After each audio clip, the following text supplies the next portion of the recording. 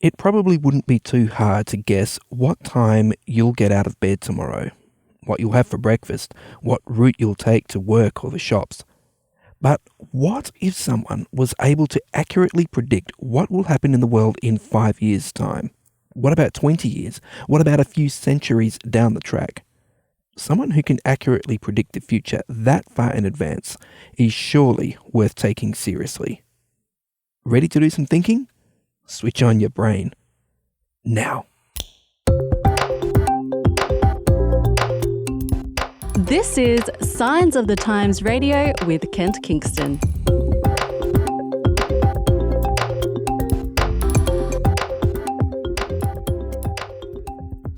Yes, it's absolutely fantastic to have you with us this week on Signs of the Times Radio, and with me via Skype from beautiful Maryborough in Queensland is one of our authors, Mr. Nathan Tasker. How are you, Nathan? Hey, doing well, Kent, and so good to be able to join you today.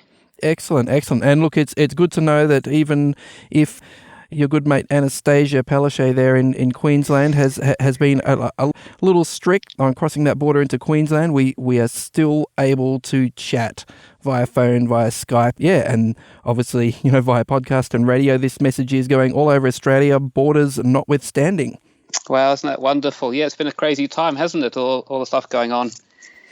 Yeah, but it is good to hear that Queensland is, gradually sort of relaxing those restrictions, and it's great to hear that, the COVID numbers are down all over the place. Yes, it's looking like it's going to be let's hope and pray for a much better last few months of the year than the earlier months.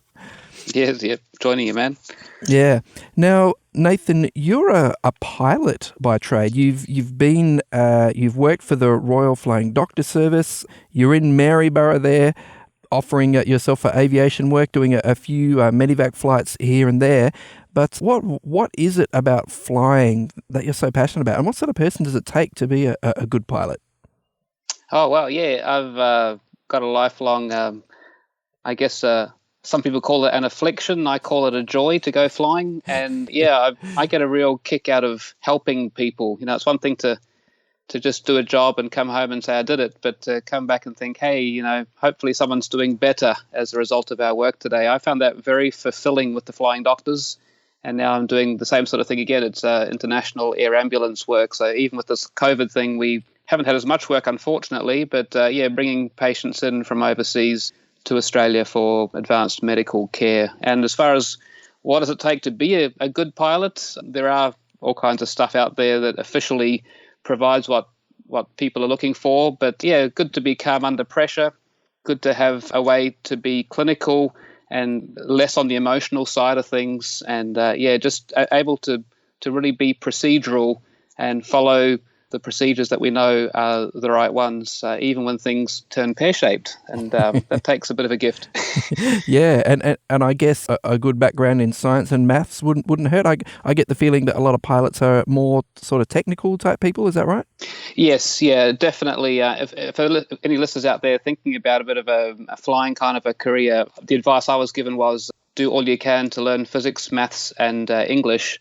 I was 6 years old when I got that advice, and it's true. Maths and physics. The English part didn't make sense. I'm not as good at English as I am at maths and physics, but good communication skills, good literacy skills, not just conversationally, but some of the logic and some of the history of literature actually surprisingly helps people solve stuff under pressure, believe it or not. So Interesting stuff there. Yeah, and look, I imagine there must be times, I think the technical term is whiteout, when you've got cloud all around you, it's difficult to know, which way is up and down, whether you're Arthur or Martha, and in that in that situation you've got to trust your instruments, because what your body is possibly telling you about gravity and what's up and down may not actually be accurate. That's right. And the tricky part is, as good as instruments are not infallible either. So as we are scanning the instruments, and we tell our students, or I was trained when I was a student as well, yes, obey the instruments, but you've also got to cross-check the instruments, because if two are saying one thing and the third one's saying another, we've got to figure out who to trust and who to believe. And that could be a good segue for us today. We can't just take things at face value and call it good. We've got to be discerning, and that's a hallmark of a good pilot. Yeah, well, that's right, and this is something that I've sort of gathered from you over the last few years that I've known you, that you are a very logical, a very sort of scientific person, but you're also a man of deep Christian faith, and it's really interesting to hear you apply that sort of more rational approach to faith and to argue things through carefully and in a friendly way. I mean, you're a friendly guy. You have good relationships with all kinds of people, but it's good to hear. But I guess some people might struggle to understand that. How can you be rational and religious at the same time? How are these things not incompatible? Yeah, I've had some very interesting discussions with my wonderful colleagues over the years who are themselves very educated and pride themselves on rational thinking. My colleagues are paramedics, nurses, doctors, fellow pilots and engineers. They too are very good at what they do, and for good reason. And I guess to my way of thinking, and I'm very open to guidance on this. I'm on a journey myself, but as I dig deeply and look at the laws of logic, logic itself requires some sort of organization. Logic only works because we have some basic ground rules that we agree on. But, if the whole universe is chaotic and nothing at all is predictable, why would we even assume that logic would help us out? It's interesting you say that, Nathan, because I saw I didn't read it thoroughly, but I saw a little news item just today where a philosopher was saying, I think there's probably about a 1 out of 3 chance that we're living not in a real world, but actually in a simulation. And it's like, whoa. Like a matrix or something. Yeah. Could be a simulation, quite likely. And I've done some philosophical studies, and that certainly could be argued. But at the end of the day, we have to ask ourselves not only what's logical, but what can we actually apply to our real life. It could be that I'm in the ether imagining this conversation right now, and it could be that I could logically explain that away, but then I've also got the joys and pleasures of relationships and having breakfast this morning. It all becomes a little bit meaningless if I'm just going to focus on my hypothesis that we're in some sort of an ether somewhere. So, yeah. Yes, it's got to be logical, but it's also got to work. Yes, yeah, absolutely. So, Nathan, I'm not sure you realise, I mean, you do obviously realise that you've written an article for us in Signs of the Times magazine this month. It's entitled, Who Can Predict the Future? But I'm not sure you realise that you made the front cover. Did you realise that? Your article is on the front cover.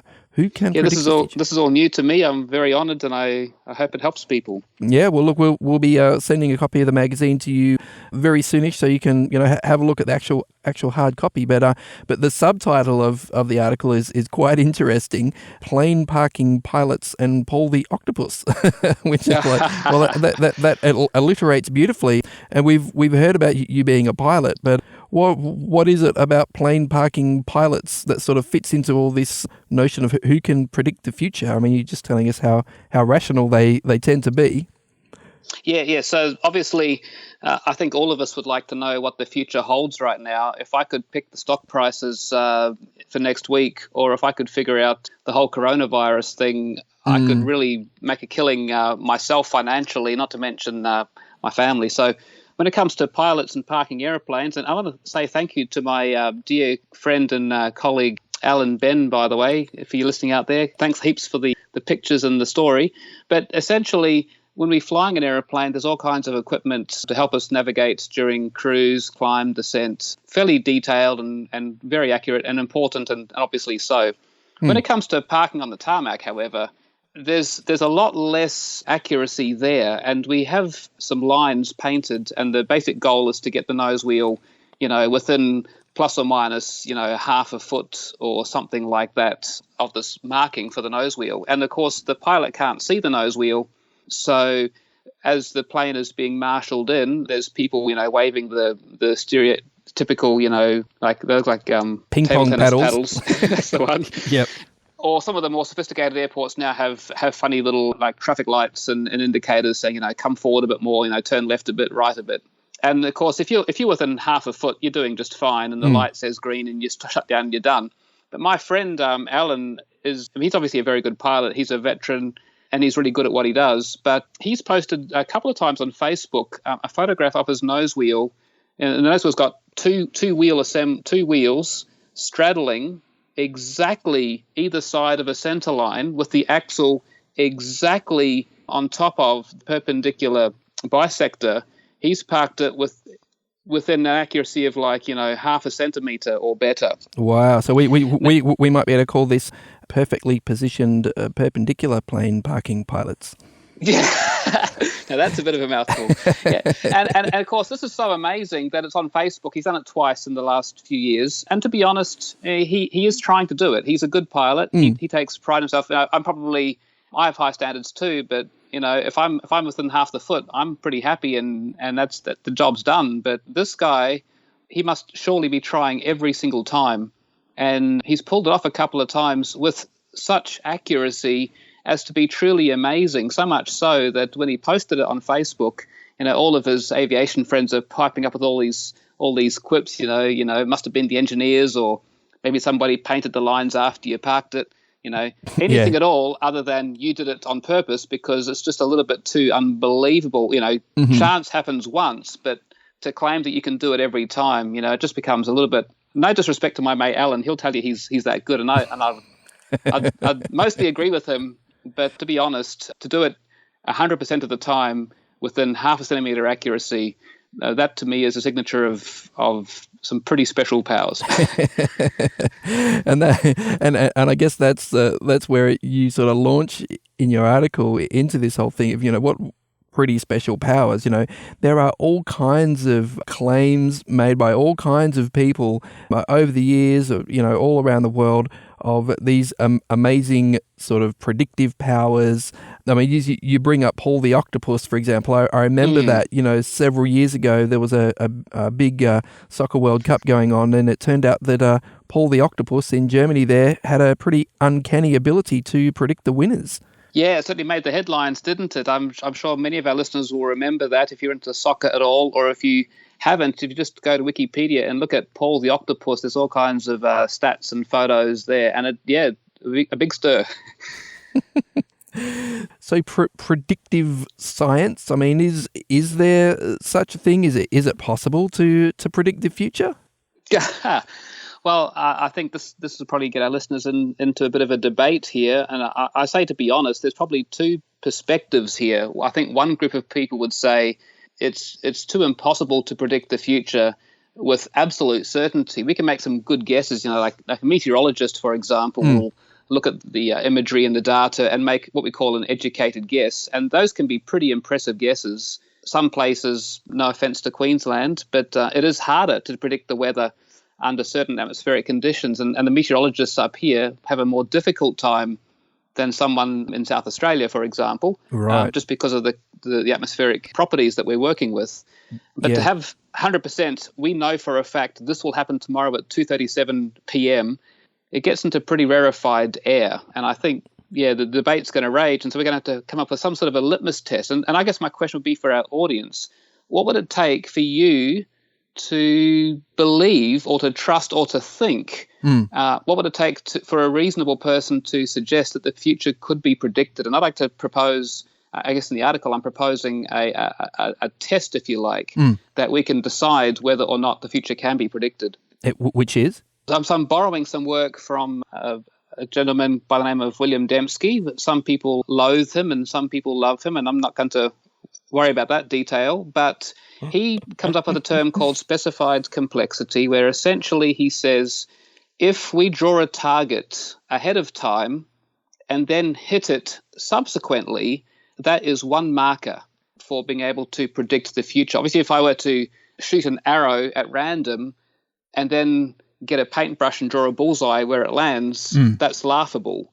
But if I were to close my eyes, spin around 180 degrees, and then hit a target that had been previously drawn, and I was intending to hit that target, I guess like a golf shot. If I'm a non-professional golfer, but I go out and hit a hole in one, the flag was there all along, the hole was there, I hit it on my first shot, and I intended to. If I told you ahead of time, I'm going to get that hole in one in 2 minutes' time, and then I do it, you'd be like, wow, Although my skeptical friends, and I'm one of those, by the way, I'm a skeptical friend too.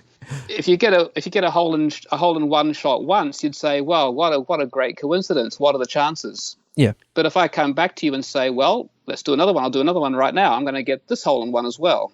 And my question to the audience is going to be, how many consecutive hole in ones will it take before you suspect something is up?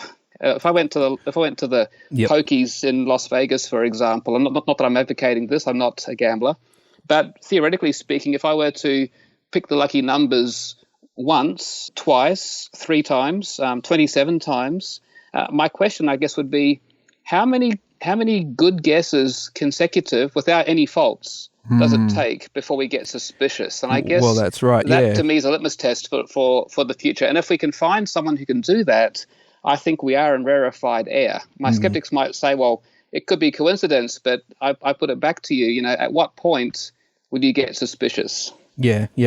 Okay, well, I guess the obvious question to go from there is, well, has there ever been anyone who's been able to pull this off successfully? I mean, in your article, Nathan, you talk about a psychic by the name of Sylvia Browne. She wrote a book in 2008, and she made a prediction in that book. She said that around 2020, a severe pneumonia-like illness will spread throughout the globe, attacking the lungs and the bronchial tubes and resisting all known treatments. Almost more baffling than the illness itself will be the fact that it will suddenly vanish as quickly as it arrived, attack again 10 years later, and then disappear completely. I mean, a lot of people think, wow, how did she predict a severe respiratory illness in 2020? I mean, is that enough? I mean, that's a pretty... Is it a fluky prediction? How do you deal with that? Yeah, I think that's a great question, and I'd invite our listeners to have a think about that one. If you were to take this prediction on board, what would you do with it? Would you take it as a one-off hole-in-one kind of a lucky shot sort of a thing, or would you assume that this person had some sort of predictive power or connection with somebody that could? I'd be curious.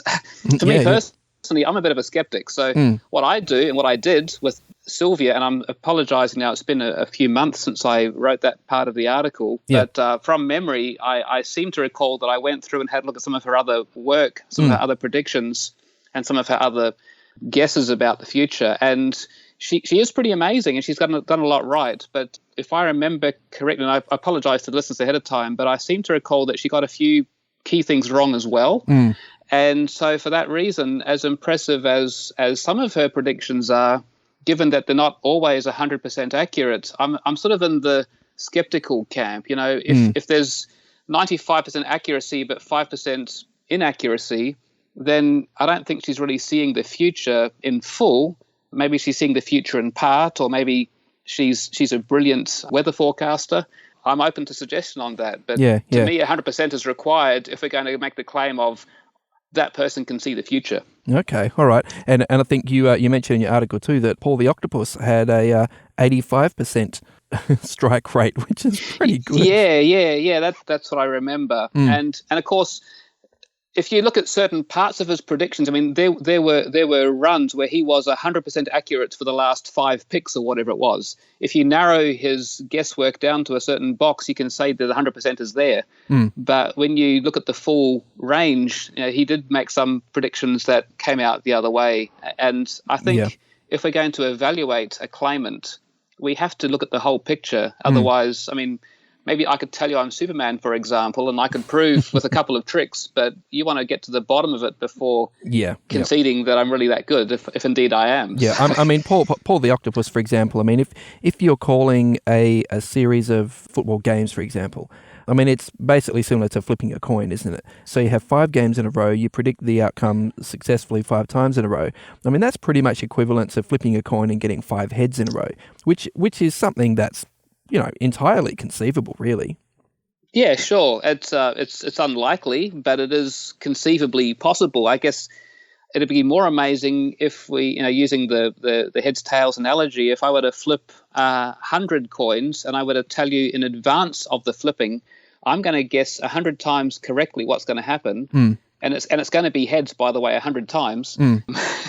you might be looking at that coin and thinking, hang on, has he weighted it somehow, or is it magnetic? Or there's going to be some suspicion there, because a normal person wouldn't be able to do that, I would suspect. I think our listeners would probably suggest that at least. Okay, all right.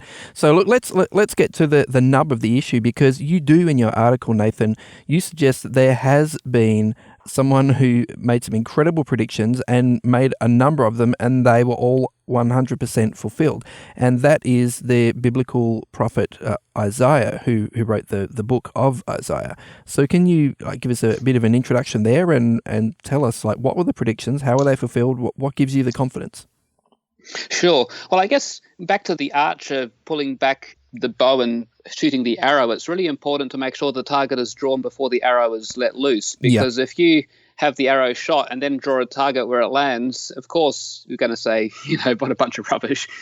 So the interesting thing is we have the Isaiah scroll, and I'm specifically referring to the 1Q Isaiah 1 scroll, the Great Isaiah scroll, which is in the shrine in Jerusalem. This particular scroll has been dated uncontroversially by people who don't share my worldview to between 300 approximately and about 100 approximately BC. And it's been dated multiple times, both paleographically, that means looking at the shape of the letters and how they're put together, the handwriting style, if you like, and also radiocarbon dating. And both of those are seen to be fairly reliable. Both give us this range of dates. And so we know when the target was drawn. This may not be the earliest time the target was drawn, but we have this piece of papyrus in our hands today, which definitely predates the events we're going to talk about. Right. And there's no debate about that. But there's evidence that it is a copy, and the actual original was written a few centuries even before that. Yeah, there's lots of debate there, and I don't want to get caught up in the debate, but what I can say is this piece of paper predates the events I'm talking about, and if this paper predates it, then at least this paper knew before. If there's an earlier paper, so much the better, but whatever the case, this document works. Yeah, okay. And so this scroll of Isaiah you're talking about, this is one of the Dead Sea Scrolls, isn't it? This was dug up in 1948 around the Dead Sea. It was an incredible discovery. This is the oldest copies of the Old Testament that had ever been found, basically. I think so. There could be some debate there, but certainly the tradition was about 1000 AD before these scrolls were found, and these scrolls really give us, certainly in the case of the Isaiah scroll, the oldest Masoretic text version of the scroll, which is significant to scholars. Okay, all right. So what did Isaiah predict in this scroll?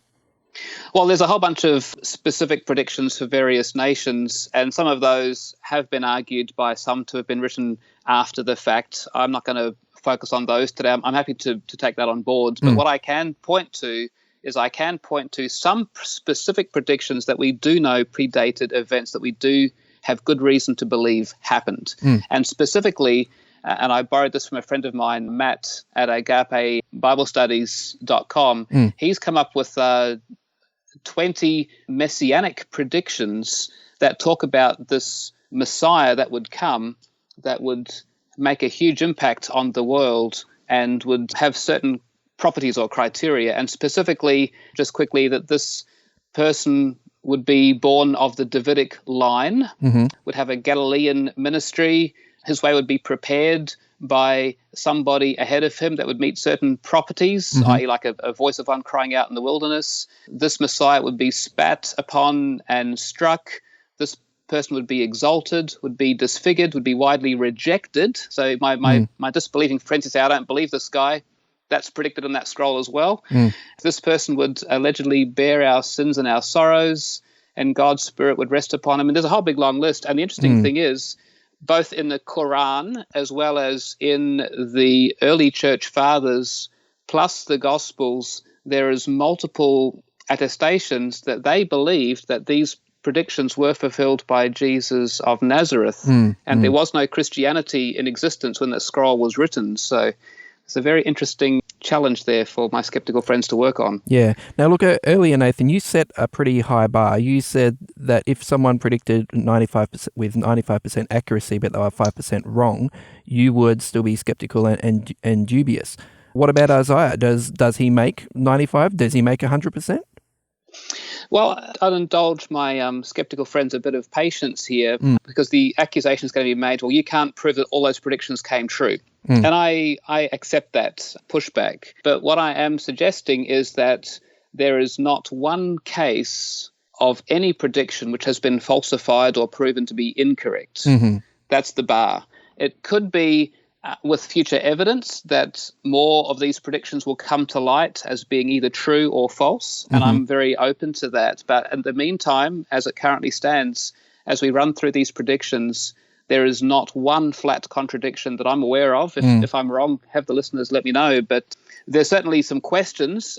Was that prophecy really fulfilled? And we don't have video cameras from the times. We don't know every detail, but we don't have anything that disconfirms. We have question marks or we have confirmation so far. That's what we have. And I guess what I would say to our listeners is, if you want to check out, some of this for yourself, jump online, go to Bible Gateway or, another online Bible there, and, in a modern translation that you can understand, look up Isaiah 53, the 53rd chapter of Isaiah, read what it says there about this suffering servant, then read the later chapters of, Matthew, Mark, Luke, and John, the four Gospels in the New Testament, written about the life and death and resurrection of Jesus, and see how those accounts, which are clearly based on history, they mention real people, real dates, see how they match up with Isaiah 53, and I think you'll probably start to see why so many people have drawn this line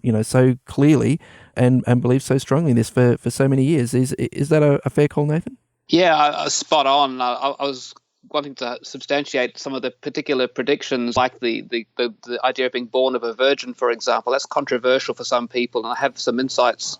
I think out of the Quran, but I think our time could be out today. But yes, I encourage our listeners, check it out. Be skeptical, but be open-minded at the same time, because as the scholars in the 1920s and 30s, Holscher and Hitzig and those gentlemen wrote, they assumed a priori at the beginning that there was no possibility of supernatural intervention. And if we start with that assumption, no matter what data points we get, it's going to get confusing. But a good scientist will look at all data points, even the inconvenient data points, and the hypothesis has to fit all the data. Otherwise, we're cherry-picking, aren't we? Well, that's right. Yeah, I guess we need to adjust our worldview according to the data, not try to cram the data into our worldview. That's what it comes down to. Yes, well said. Yeah. Hey, thanks so much, Nathan. I really do appreciate you joining us this week on Science Radio. And yeah, thank you also for writing the cover article for Signs of the Times this month, Who Can Predict the Future? And I certainly encourage our audience to check that out. Check it out on our website, signsofthetimes.org.au. Subscribe to the magazine, you'll be able to see the picture of Nathan's friend's plane parked perfectly and perpendicularly right on the line there. It's incredible image. Thanks so much, Nathan, for your time this week. Thank you, Kent. Have a great one. Today's episode was based on an article appearing in this month's Signs of the Times magazine. A subscription is just $26 for 11 issues a year. To find out more, visit signsofthetimes.org.au. Signs of the Times has been published in Australia since 1886 and is proudly produced by Adventist Media. This is an Adventist Media podcast.